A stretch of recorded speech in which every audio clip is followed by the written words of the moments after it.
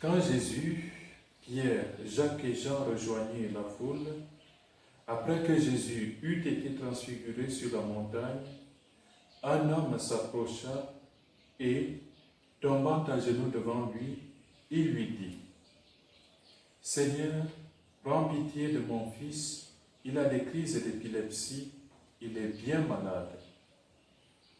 Souvent il tombe dans le feu et souvent dans l'eau. Je l'ai amené à tes disciples, mais ils n'ont pas pu le guérir. » Jésus leur dit, « Génération incroyante et dévoyée, combien de temps devrais-je rester avec vous? Combien de temps devrais-je vous supporter? Amenez-le-moi ici. » Jésus l'interpella vivement, le démon sortit de lui, et à l'heure même, l'enfant fut guéri. Alors les disciples s'approchèrent de Jésus et lui dirent en particulier, « Pour quelle raison est-ce que nous n'avons pas pu l'expulser? » Jésus leur répond, « C'est parce que vous avez trop peu de foi. Amen, je vous le dis, si vous avez de la foi, gros comme une graine de moutarde, vous direz à cette montagne, transporte-toi d'ici jusque là-bas, et elle se transportera. Rien ne vous sera impossible. » Acclamons la parole de Dieu. Frères et sœurs, nous sommes ici en présence d'un cas de guérison opéré par Jésus. L'enfant souffre d'épilepsie et juste après la transfiguration, Jésus redescend de la montagne avec ses 3 disciples qu'il avait pris, Pierre, Jacques et Jean. Il redescend et trouve un phénomène assez extraordinaire. Un enfant qui souffre d'épilepsie et que les disciples sont incapables de guérir. Le père de l'enfant lui expose la situation et Jésus est presque déçu par le manque de foi de ceux qui doivent s'occuper de cet enfant, notamment des disciples qui vont lui poser la question après, pourquoi nous n'avons pas pu l'expulser? Et Jésus remet en cause la question de la foi. La foi qui nous donne tout ce dont on a besoin. Jésus dit, si vous avez de la foi gros comme une graine de moutarde, vous direz à cette montagne, transporte-toi d'ici jusque là-bas et elle se transportera, rien ne vous sera impossible. La foi, chers frères et sœurs, la foi qui nous donne d'opérer des miracles, la foi qui donne aussi aux disciples du Christ d'opérer des miracles, la foi qui donne à tout chrétien d'opérer des miracles dans sa vie, d'obtenir dans sa vie les miracles du Seigneur. Nous nous souvenons dans le Nouveau Testament de plusieurs endroits où cette foi se manifeste.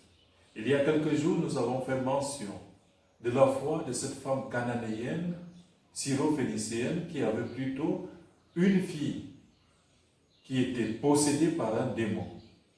Et cette femme s'approche de Jésus. Et Jésus repose cette femme. Et cette femme va donner une réponse de foi à Jésus.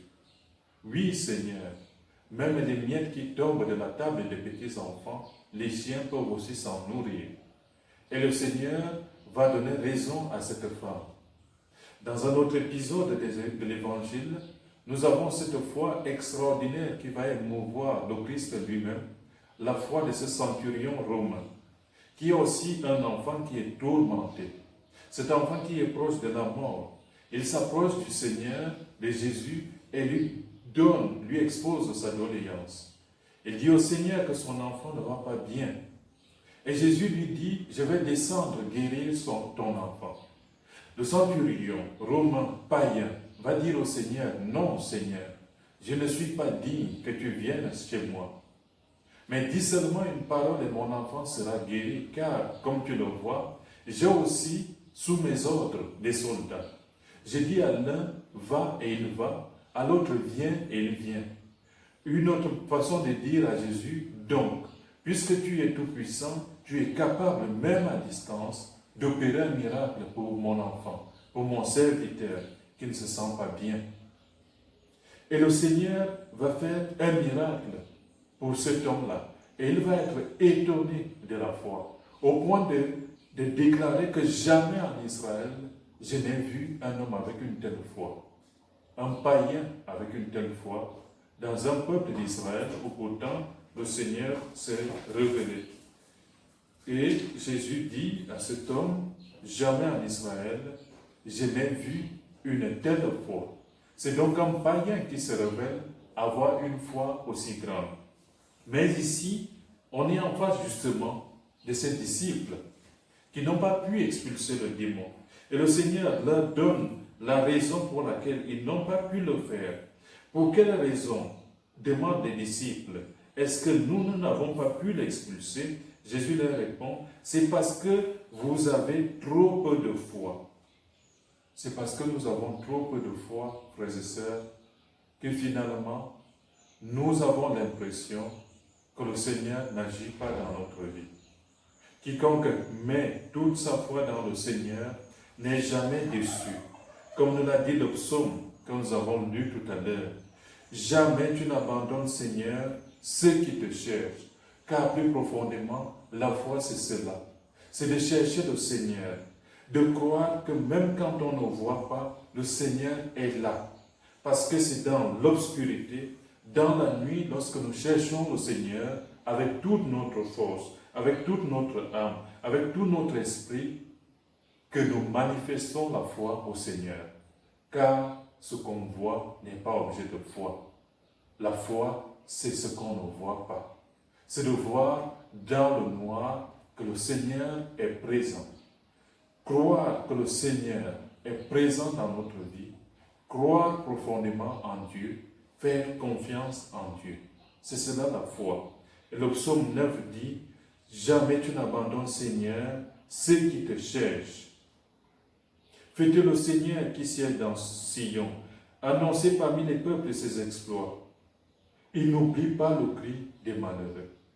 Quand on cherche le Seigneur avec un cœur droit, frères et sœurs, le Seigneur ne nous abandonne pas. Au contraire, lorsque nous le cherchons dans un cœur droit, dans un cœur disposé, dans un cœur, je dirais, généreux, un cœur qui fait totalement confiance à Dieu, eh bien, nous bénéficions de ses grâces, nous bénéficions de sa miséricorde infinie, nous bénéficions de sa force, de cette force qu'il nous donne par son Esprit Saint, cette force qui nous donne même la capacité de déplacer par notre foi les montagnes. Ceux qui ont foi en Dieu ont fait cette expérience un jour, de voir que même dans les épreuves, les pires épreuves de leur vie, ils s'en sont sortis refaits, complètement refaits intérieurement. Ils sont sortis de là joyeux, alors qu'ils avaient toutes les raisons de crier au secours ou de tout envoyer balader. Mais non, avec la foi, nous restons fermes intérieurement. Et grâce à l'Esprit Saint de Dieu, le Seigneur nous donne la force de tenir bon et de toujours lui faire confiance. Alors, frères et sœurs, demandons au Seigneur d'augmenter en nous la foi. Demandons aussi au Seigneur de nous donner la force nécessaire pour ne pas désespérer lorsque tout va mal. Pour ne pas désespérer lorsque, comme ce papa du fils qui souffrait de crise d'épilepsie, lorsque nous avons des cas difficiles, lorsque nous souffrons d'une quelconque maladie, lorsque nous souffrons de certaines faiblesses que la vie nous impose, sachons nous tourner vers le Seigneur pour lui demander une fois de plus, et toujours comme à cette femme syrophénicienne, Seigneur, viens à mon secours. Seigneur, guéris-moi. Seigneur, guéris mon enfant. Seigneur, guéris mon époux, mon épouse. Seigneur, guéris mon frère, guéris ma sœur qui souffre. Oui, frères et sœurs, aujourd'hui, amenons à Jésus, tombons à ses pieds, présentons-lui toutes nos maladies, présentons-lui toutes nos faiblesses et demandons au Seigneur de faire éclater sur nous sa toute-puissance. Amen.